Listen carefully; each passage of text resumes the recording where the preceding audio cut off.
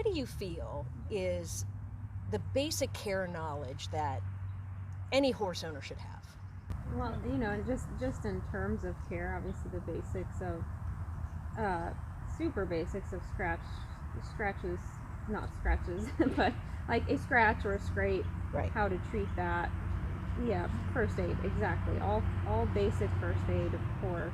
How to check a pulse, Yes. resting and heart then rate. Go a little, if you want to even say a little deeper, I feel like that's very important to know. But Sure. for some, I think they have like their first aid, and then kind of above that, or moving up in levels, is maybe checking heart rates, pulse, things like that, breathing. Yep. And then you always have a vet lined up, a vet that you use regularly, and even a backup emergency vet. And or two. that's something that a boarding facility should always have, Yep. in my opinion, which they do here, Right. which has come in handy, unfortunately, but fortunately, Right. Yeah. right? So having a vet. Little side note: when I got my place, I didn't have a vet that I knew that was coming to Statesville, so I had to find one. And I had called them, and I had them come out for generally nothing, just to establish a relationship with that vet. That's So smart. That is a good idea. scenario, something happens, I'm not making an emergency vet, or I'm not needing an emergency vet visit for a vet that doesn't know me. Absolutely. Well, most won't come out if you're not That- already an established client. They will not come out for an emergency Yes. vet. That appointment. I think is exactly what I scary. heard, which is what I'm like. All right, come out, and I think I had them flip my horse's teeth, which they needed it, but I could have probably waited, but I really wanted as soon as possible to have Sure. that person, and you never know what's going to happen. So having a vet established, but just basics, I think, and what to look for Right. in your horse, distress signals or signs. Yep. Know your horse, right? Yeah. Get to know your horse. Temperature, Right. Temperature, You know? Yep. Thank you. what's normal. Mm-hmm. Right. And to your point with the vet, a reputable, established farrier. Yes. You know, it's very important. Yes. If you're new to horses in general, a reputable, established trainer. And I say, I'm emphasizing reputable and established because there are a lot of options in every department. And with a vet, you have, your diploma and your certification. With being a farrier or a trainer or the like, it's very easy to say, well, yeah, I apprenticed under so-and-so. And really, you just have a rasp. and that's fine if that's what you want to do. Good for you. And I'm a trainer because I've always worked with horses. Again, good for you. But, in my humble opinion, but to take the time and become Right.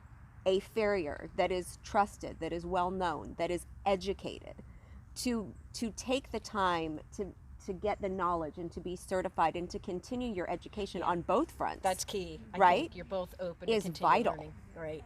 So you ask around, you ask the equestrian community, who do you use? Who do you trust? Why do you like them? You meet them.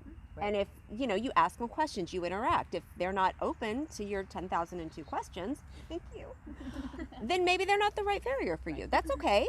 Move on to the next one. Right. I think. Yeah, well, there's always the right fit out Yes. there for anyone and Everybody. any professional. Sure. Yeah. I think those Absolutely. people really become your tribe. Because Yes. you have your Yes.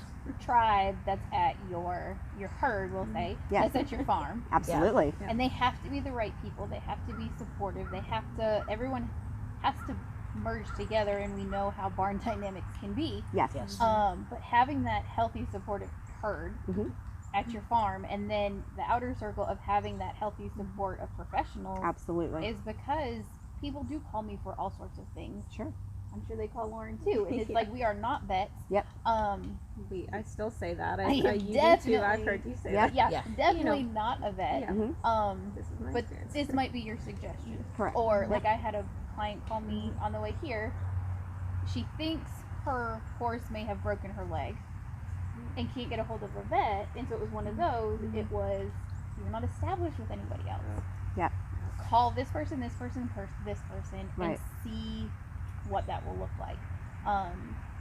But that becomes, again, your tribe of, you see these people regularly. Yes. I know all of my horses. Yep. But I only see them once a month. Yep. And so I may see something in question, not to pick apart a horse, No. but to say, okay, I don't remember this bump. And you've Or, done I that don't with remember Chief. this Yeah. trait, or this movement is different. Yep. Right. And then that broadens your Mhm. visibility to it, and it Sure. may not be anything. Right. But we become part of the tribe, but it's that extended tribe of support. Absolutely. And care. I think. Yep. For example, if you didn't care as much as you do, Mhm. then you might not notice those little things. Yeah. Like, I know on Wyatt, you noticed he was off in the back. He's can't remember His what. balance is Yeah, his off and balance. he- Thank you. His balance was off, and I'm like, what? What in the world? You know, from one trim to the next, and that's maybe 6 weeks at that point. You know, you remember those things, and I know you've worked with us for quite a while, but I think the care behind your professional that you choose is important. Absolutely. Because there could be some that come out and really quickly, and they trim your horse, shoe your horse, and move on. Yep. And Check, they check, don't- check, bye. Yep, exactly. And they don't really, not that you have to have someone that's chatty or No. asking you about your life, but the care in their profession even. Yes. So, Yeah. Yeah. Yeah.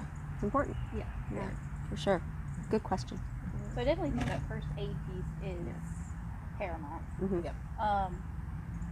I personally would say an understanding or appreciation of horse dynamics or horse language. Yes. Mhm. Because Herd we know there's mentality. so much nonverbal communication that goes on. Yeah. It can be really intimidating or unknown for so many. Yep. I almost, in a sense, look in awe at these people who go and buy horses and have them at their house, and they know nothing short of that's a horse. I Yeah. look at that and I'm like, that's amazing. I don't necessarily know as if I would have the courage to do it, Mhm. but I've been with horses my entire life. Right. And you don't know what you don't know. Right. Right. So there That's is that exactly Yeah. little bit of Yeah. courage where it's like, hey, kudos, because I don't think I could do that. Right. Yeah, But but you know what you know, so Exactly. then thinking of someone that doesn't know, then they have no idea. They're like, oh, this is great. I have a pasture. Let me throw a horse in there. Well, honestly, that was us. Well, and a lot of people do it, and then they either Yeah. learn or they don't learn. And No, you it was guys crazy. 15, 18, I don't know how old I am, whatever. Years ago, we moved back to the farm. We had a friend that wanted to put her horse here. She couldn't keep him where he was. Sure, we have the space, why not?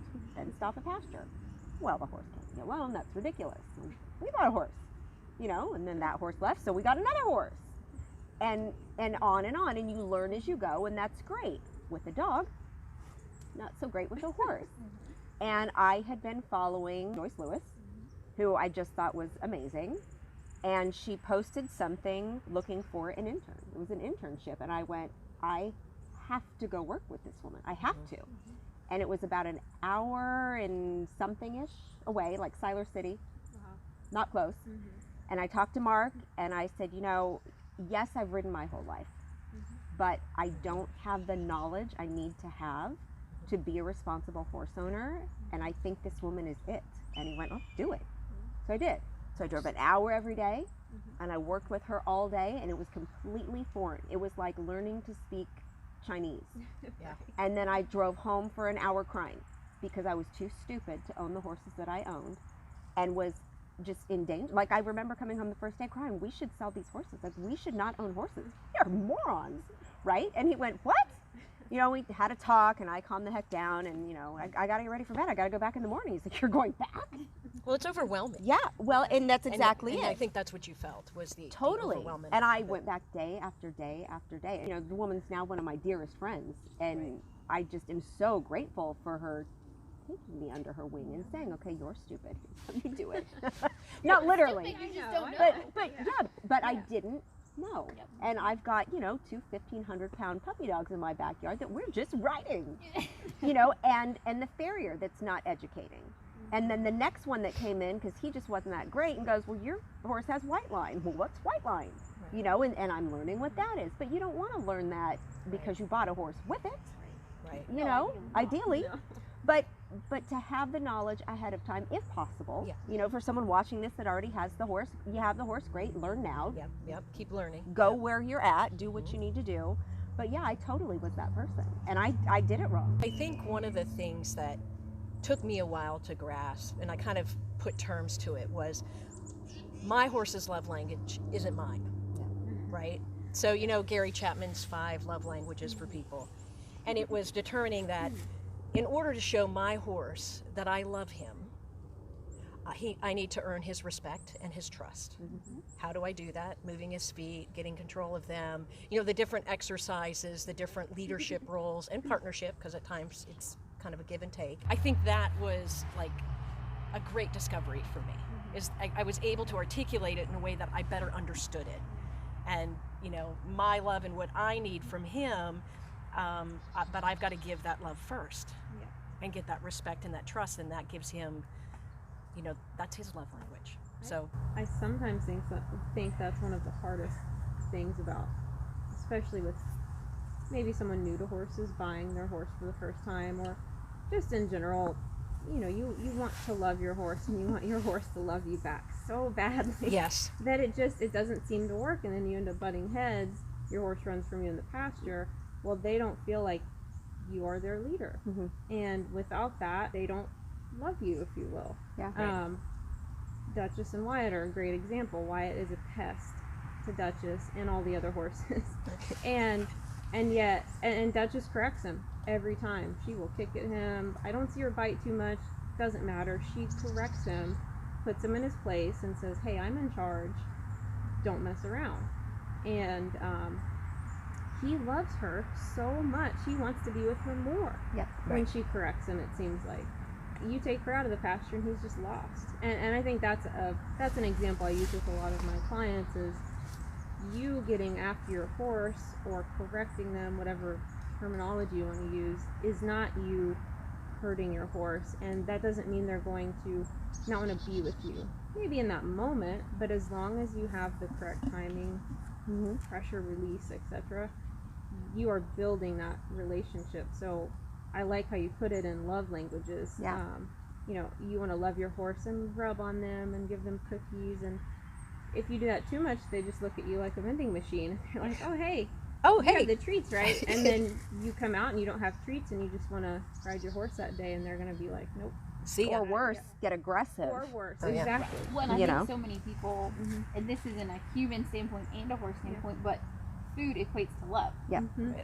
So you have those obese horses, or you have those Yeah. snack aggressive horses, or you Yep. have the ones that are always looking and biting and unhealthy, which is, in my opinion, worse than an emancipated horse, because their systems are just as compromised as the thin horse, and yet this is something that perhaps we've done to them. Now, not in not all circumstances, but the constantly giving of food to show your love or earn your love, that's not earning the love. It's just reiterating that you're a pushover, and your horse doesn't respect you, and you have no boundaries. Especially in the horse's mind. That's not how they show love to each other. Yep. They don't go and grab food and bring it to their friend and say, "Here." Right. She would They eat put in their it. Yeah. ears and say, "Move." Yeah, that's my Yeah. food. Yep. You better move, and they will move Yep. Right. oftentimes, and then they're buddies, and they might share, right? Yeah. So it's not. You're never going to earn a horse's love, or earn anything from them by feeding them treats, etc. Yeah, absolutely. We I- talk a lot about that with the grounded horsemanship when you first come into a program. So I just had 2 new women start, and we had to discuss all of that: how to correct, when to correct, timing, feel, all of that, getting the horse to join up with you and be with you and all of that, how to halter, how to take the halter off. Well, when you take the halter off, 9.99999 times out of 10, that horse stands there like, now what are we doing? They don't take off and go run to be with their buddies. If you've done your job, you've earned their respect, they want to be with you because you just showed them, I can guide you, I can lead you, I can walk you through fire, I've got you. And they're not going and looking for their herd, they're standing there for 10 minutes sometimes, and the women are just baffled, like, you didn't even want me to catch him this morning? Right, but then you showed him in the session, and now he wants to be with you. Mind blowing.